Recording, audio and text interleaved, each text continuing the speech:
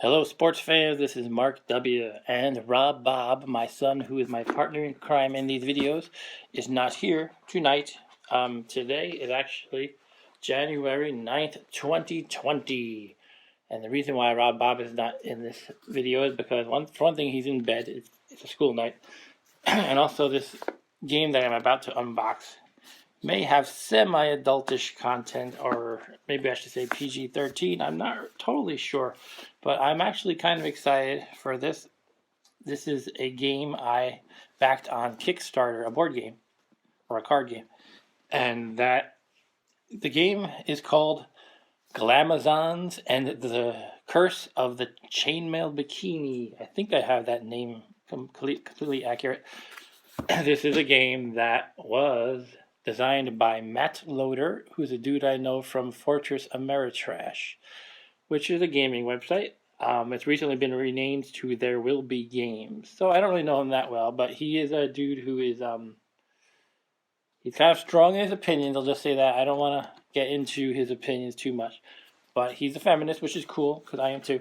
And he kind of thought it was ridiculous how in the world of fantasy gaming we've had that trope that people have ridiculed for years, and yet the trope has persisted. And that trope is that women, especially like female warriors and stuff like that, who are slaying dragons and fighting orcs and whatever, they wear the skimpiest armor. They wear the chainmail bikini, or they wear like a little pasty that's supposed to protect them from arrows. I don't know. So this whole game is designed around putting clothes on these warrior women in our fantasy games. So the strange thing about this Kickstarter is I actually backed it in 2013. The estimated delivery date was April 2014. It is now January 2020, and I just received it. So Matt has kind of admitted that he, ran into some things he didn't anticipate, and that he's not good with the logistics of printing out hundreds of these games and stuff like that. And it's understandable. It's his first time. That's how it goes with Kickstarter as well. If someone doesn't have an established reputation, you don't really know what to expect. But he did pull through in the end, and that kind of persistence, I think, is what's really cool. So here is Matt Loader's game, Amazons versus the Curse of the Chainmail Bikini. Now, this is an unboxing. The reason why I'm doing this is because you're probably not going to see. Well, for one thing, I think unboxing is fun. Some people think it's stupid. I know a lot of people try to, whatever. People like to monetize on YouTube, and that's fine. So people will put out whatever crap content they want. And my content is probably crap as well, but I am not making any money on this YouTube channel. I do this for fun. I just plop a camera on my living room table. I don't even clean the junk off it. This is some stuff I was doing with electronics recently. If anybody has seen my Vectrex videos, that's what all that junk is about. Anyway, getting to the point. This is the Glamazons game. Let's take a peek inside. I also wanted to note that I don't think anybody else is doing the unboxing of this, because it's not exactly, a game published by, I don't even know the big game publishers anymore. Fantasy Flight or Hasbro, obviously. So this might be the only unboxing video we'll get. Basically, I think a few hundred people backed this game. And after the enormous delays, some people wanted refunds, which from what I hear, Matt Loader totally gave everybody a refund, anybody a refund who asked for it. So that's totally fair on his part. I considered a refund, to be honest. I was thinking maybe after 6 full years of waiting, after the promised delivery date, I would ask for a refund. So that would have been this April. But he pulled through 3 months before my before my self-imposed deadline, I guess you could say. And here it is. And so hopefully I'll get to play this sometime soon. By the way, this is published by Killjoy, which I guess is a company that Matt formed. And I know some other people were involved in this game, by the way, as well. So Matt calls himself Matt Fantastic these days, by the way. Trish Loader, Kat Vermeulen, and a strange cat. I don't know who these people are, really. I think Trish might be his ex-wife. I think I heard that. I don't really know this dude too well. I just know he's always been cool to me online and on Fortress Ameritrash. Sometimes I know he gets a little... Okay, I won't get into it, but he's opinionated, let's say. Anyway, here's the game. So, we're opening up the box. Now, unfortunately, I don't have a way to have a top-down angle of the camera, so you're going to get it like this, just standing on the end of the table, and hopefully the pieces don't fall everywhere. By the way, we have a lovely pink color with skulls, swords, and axes along the border of the box here. That's a cool design. It's kind of girly, but fearsome at the same time. What do we have here? This is... Okay, this is the rulebook, I guess. It's apparently a very simple game. It's got a very small rulebook here. Let's see, the steps of the game are outlined here. Let me pull this back a little bit. You have the story here. After a disappointing and infuriating trip to buy armor that actually functions as armor, you and your fellow femme warriors have made a decision. You're going to slay some monsters and craft them into proper armor yourselves. Trouble is, it takes a full corpse to make just a single piece of armor. You'll be fighting together, but only the warrior who does the most damage to the fallen creature gets the spoils. That reminds me of another game I played, to interrupt briefly, called Cutthroat Caverns, where the goal was you would cooperate as a party, like a traditional D&D or Tunnels and Trolls or whatever fancy role-playing game kind of party, and you would fight monsters, but the only person who would get the points for the monster in that game would be the one who dealt the final blow. So it was kind of like you would work together, but then you would kind of trick each other or play cards against each other to try to get in that final blow. Anyway, I don't want to divert too much. Just that right there reminded me of the game Cutthroat Caverns. So the battle will be hectic, so do your damage, make sure you get credit for it, and who knows, maybe bluff a bit and claim a little more, since you totally deserve that sweet new armor. Just don't get caught. The goal is to be the first to deck yourself out in fabulously protected style, excuse me, by collecting a full set of 5 armor pieces crafted from the corpses of your fallen foes. Note, you will need 1 piece of each type of armor: head, chest, waist, legs, and feet. But they can each be from any monster type. Alright, so I'm not going to go through all the rules. We're just going to look at the components now. Maybe we'll go over the steps briefly, at least the names of the steps. We have, in your turn, I guess, there's the Monster Hunt step, the Best Friends step, the Trust Me step. That seems a little bit like, yeah, trust me. Maybe not really. Maybe sarcasm there. That's a big step, apparently, the Trust Me step. A lot going on there. Because it starts here and it continues on here.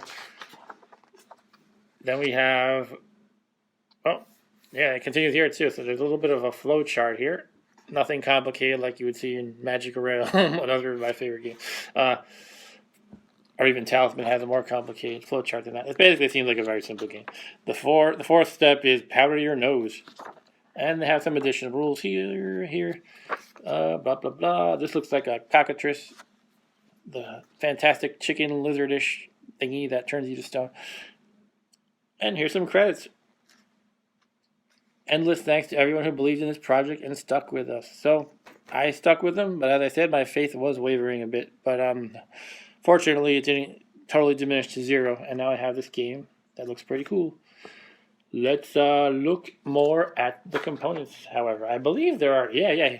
So when you stick, what I had heard earlier, a long time ago when I was first reading about this game, is the armor that you get kind of sticks on your character card, like in color form style. So you're kind of sticking the piecemeal armor as you acquire it onto your Glamazon, I guess.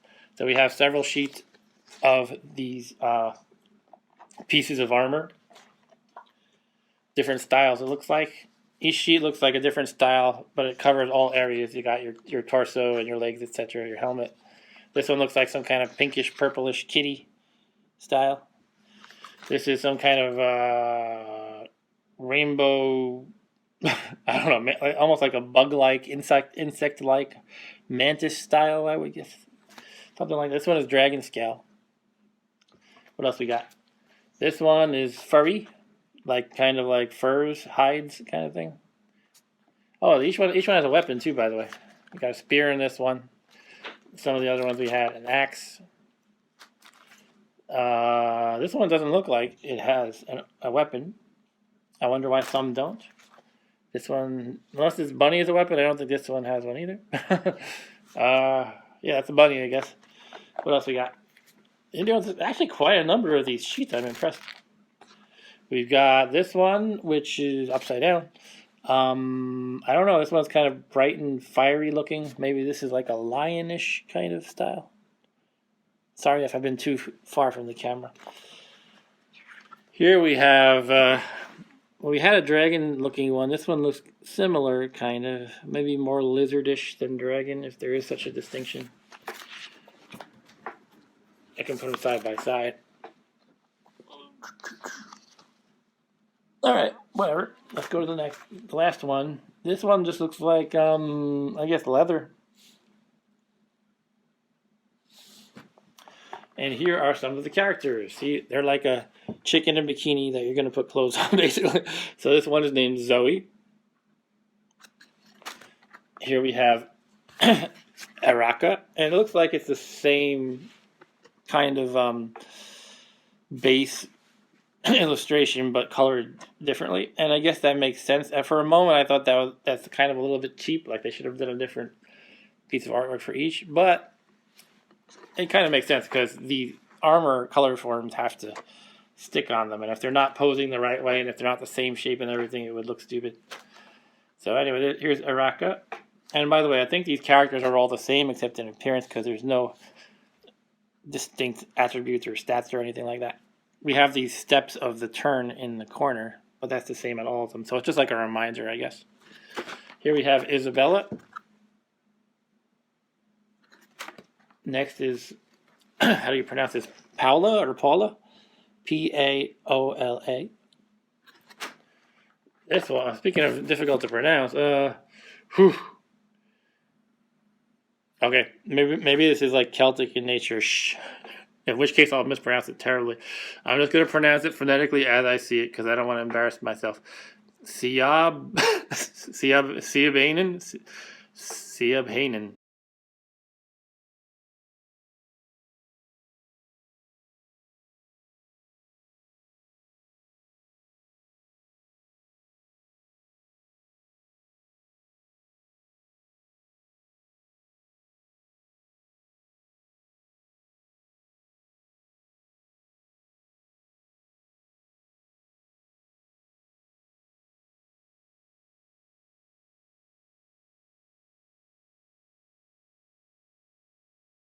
Maybe it's Celtic. I don't know. Also notice they all have band-aids on them. I don't know what that's supposed to mean. I guess it makes sense because they've been in their cheap bikini. Oh yeah, these are all like, they look like scale mail actually to me, bikinis. But since they've been in their crappy, skimpy armor, they have a lot of wounds in the form of band-aids. That kind of fits with the theme pretty well. That's cool. Next we have Barbara. Barbara has green hair, and she looks kind of like an Oompa Loompa. She has orangish skin and green hair. That's all the characters. So that was 1, 2, 3, 4, 5, 6. So I guess the game is 6 players. Next we have some cards that I'll just go through very quickly, and then we'll wrap up the video. That's pretty much it. The cards are the rest of the game, basically. So these peel out easily, it looks like. I'm not going to go over every card. We'll just get the idea of each deck, basically. So these cards are Monster Hunt cards. Monster Hunt. I guess they're all the same. And oh, we also have Best Friend cards. So okay, they're a little bit too similar in color, in my opinion. So it might be easy to mix them up. But I think we can get by. I think it'll be okay. So we have Best Friends cards and Monster Hunt cards. Best Friend cards, there are the characters like Isabella, Paula, etc., etc. And yeah, it looks like they all have those, except there's this one attack card. Oh, okay, attack cards are finished in the other deck here. But there was one attack card in this deck. So that'll go over there. And the Best Friends, I don't know what they do exactly because they didn't go over the rules, but I guess you can play other characters to be your friend or something like that. You can force them to be your friend, I don't know. And let's take a quick look at some of these monsters for fun. These are the Monster Hunt cards. We have this fiery thing. Oh yeah, these are all corresponding to the types of armor because you're supposed to be killing them and making armor from their skins. let's go over some of these. We can just go over the art of each one. How about? I'll skip each individual part. Oh yeah, it looks like, yeah. So each card has the monster and then the body part or the armor location, I guess you could say. So we have this fiery, I don't know, manticore-ish thing. And it has a head, chest, waist, legs. And then for the next guy, this minotaur dude, head, chest, waist, legs, etc. One of these is a cockatrice, so you actually wear a cockatrice. I was thinking one was a dragon. Here's the bug-like creature, who's kind of rainbow. So all in all, this looks like it's probably a simple game. Oh, I'm finding more pieces, more parts for these particular creatures. We have feet. The feet are all grouped together for some reason. It doesn't matter. And we have this guy. Oh, this is the guy I thought was a dragon. It really looks like some sort of turtle-ish lizard. I don't know what the hell you want to call it. It has an interesting flat head. It almost looks like there's either brains exposed or you can make a bowl out of the top of his head. All right. Oh, here is, well, I said that fiery thing might be a manticore. Maybe this one's the manticore. Whatever the case may be. I don't think the monsters have names. You can call them whatever you want, I suppose. And the attack cards, they look like they're just numbers. I imagine the fighting might work a little bit like Cosmic Encounter, where you kind of play a card, an attack card, and that determines how powerful your attack is. Maybe there's other bonuses that figure into the battle. I don't really know. I'm just totally speculating. These all have numbers, so they're not particularly interesting to look at. Oh, the art is pretty cool, though. You have like a sword with a, a skull with a sword in it. So this goes from, I was going to say, it seems to go from 1 to 4-ish. No, there's definitely more than that. You have 8, 7, 6. I guess it's probably the case that the lower numbers are more common. I'm probably speaking too soon again, even. I don't really know. There's basically numbers from 1 to 8. Let's just say that. Different colors. I don't know if the different colors correspond to the characters or maybe certain monsters. I don't know. But there are different colors, and I assume they're not just randomly different. There's probably some difference. Some game mechanic that's tied to the colors, probably. And that's all we have, folks. Yeah. So I don't know why I was afraid of my son seeing this game. I just didn't know what to expect. I knew there was kind of an element of a pin-up style, so I thought maybe it's possible it might have been PG-13-ish, but he could have totally seen this. It's totally fine. I'll probably play it with him. And that's the game. It was very late, but here it is. I'm happy to have it. Thanks, Matt. Thank you to the other people who I don't know. Actually, by the way, I heard that Matt lost his artist I don't know if I should say midway, but maybe a year or so into the project. I'm just estimating. Don't quote me on that. He basically at some point during the project, he lost his artist, who I think was a tattoo artist, and he liked this person's art, but that person quit the job midway for reasons that I'm not really sure of.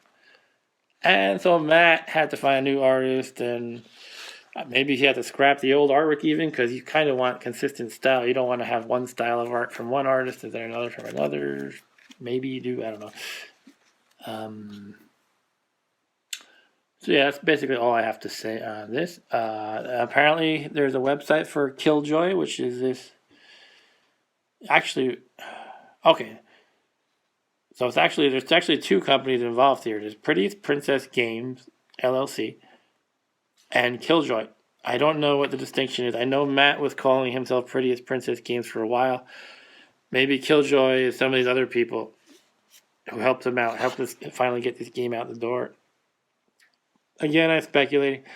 There's a lot of info on the Kickstarter about the progress of this. It was kind of a whirlwind of a project, and I don't really remember all the details in the winding story. Anyway, that's it. So, yeah, I'm looking forward to playing this game. I would say pick it up at your local store or whatever, but I don't think it exists there.